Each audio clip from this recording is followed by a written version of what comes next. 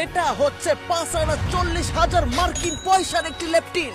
এইখানে নানা রকম সুবিধা রয়েছে, এমনকি নানি রকম সুবিধাও রয়েছে। আর এইখানে আপনি চাইলে হাঁটতেও পারবেন, চাইলে আপনি মুততেও পারবেন, এমনকি দুইটা একসাথেও করতে পারবেন। এছাড়া এই ভিডিওতে আমরা আপনাদেরকে দেখাবো পৃথিবীর সবচেয়ে কুখ্যাত লেপটিন, যেখানে গুলিস্তানের মাল থেকে শুরু করে মঙ্গল গ্রহের মালও পাওয়া যায়, আর যেগুলো আপনারা আপনাদের নানির জন্মে কখনো দেখেননি।